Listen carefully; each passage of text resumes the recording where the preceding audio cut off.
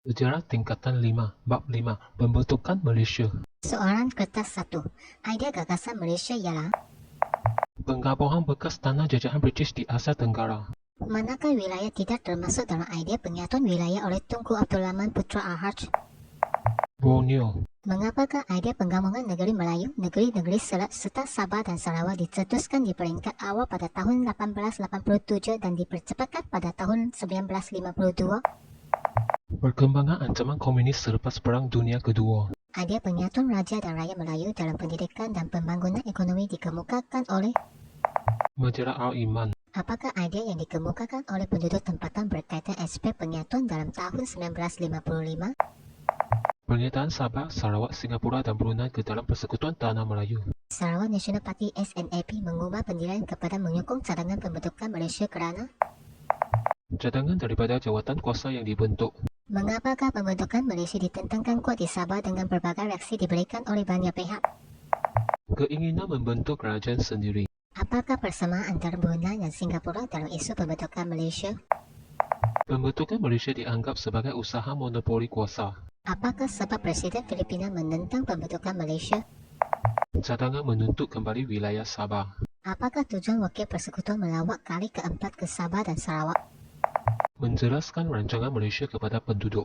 Manakah antara berikut bukan tujuan penubuhan jawatan kuasa Setia Kawan Malaysia JSKM? Menyebarkan maklumat tentang kekayaan Malaysia. Apakah kandungan laporan diserahkan oleh Suruhanjaya Kabul ke arah pembentukan Malaysia dengan melawat 35 pusat lawatan? Cadangan Perlembagaan Persekutuan Tanah Melayu 1957 dijadikan asas perlembagaan baharu.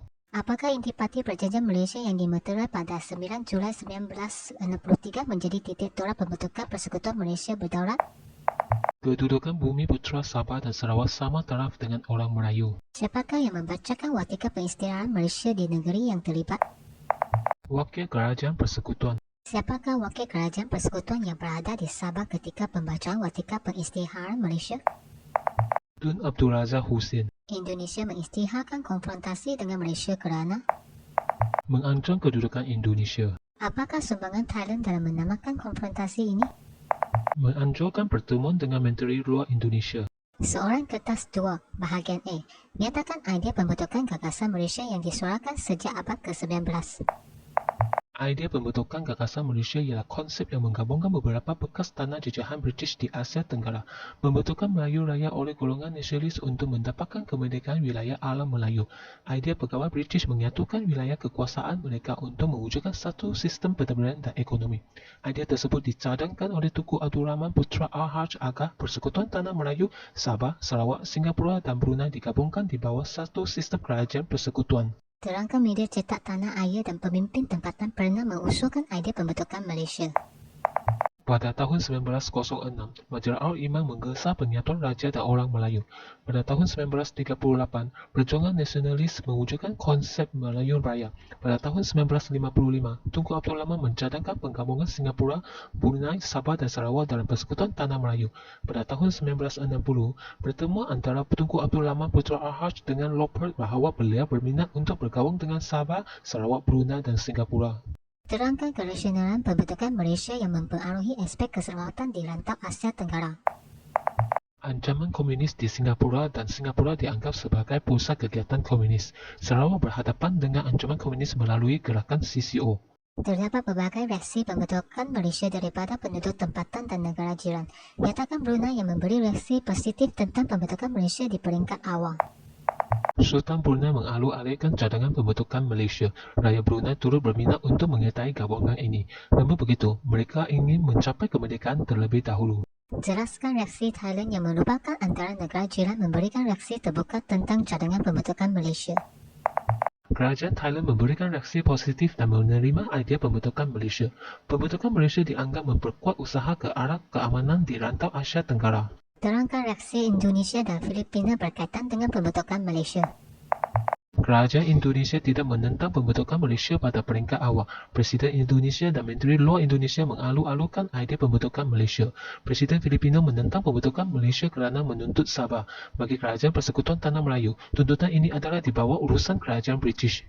Soalan kertas 2, bahagian B. Terangkan faktor yang membawa kepada pembentukan Malaysia. Keselamatan adalah salah satu faktor pembentukan Malaysia, iaitu ancaman komunis di Singapura telah menggugah keselamatan Persekutuan Tanah Melayu. Keputusan untuk menerima Singapura dalam persekutuan akan mewujudkan ketidakseimbangan komposisi penduduk antara orang Melayu dengan orang Cina.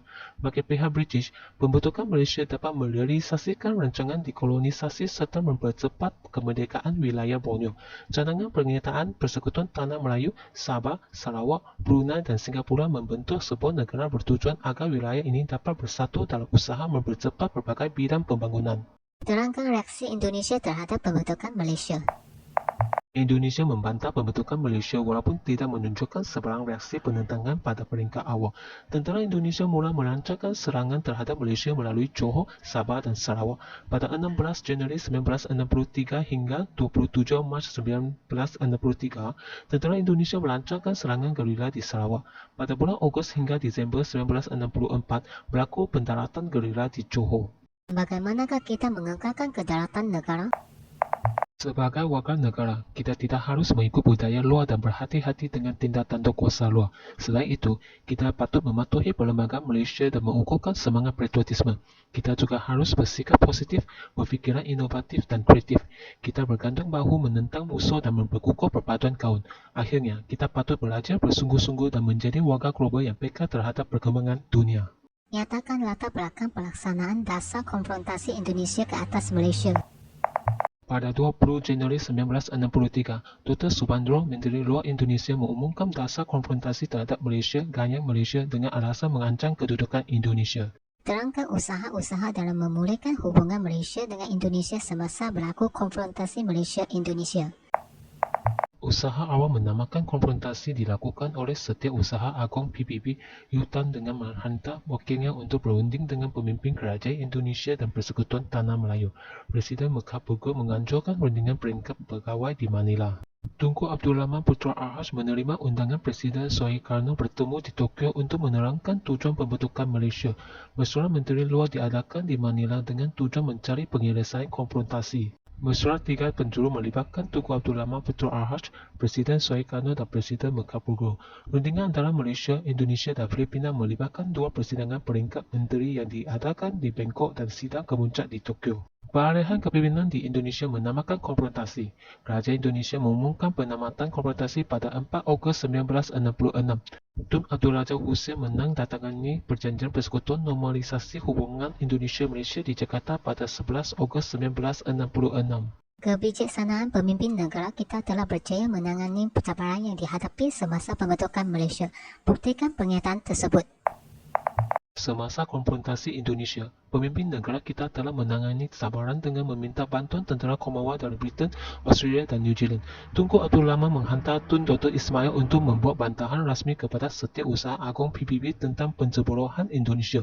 Pemimpin negara bersetuju meminta bantuan PBB berkenaan tinjauan semula pandangan Sarawak dan Sabah tentang pernyataan mereka dalam Malaysia apabila didesak oleh Filipina dan Indonesia. Pemimpin negara menangani tekanan daripada komunis dan tentangan daripada Filipina dengan penuh kebijaksanaan dan ketabahan. Pemimpin negara tidak sekalipun memutuskan hubungan dengan Filipina dan Indonesia.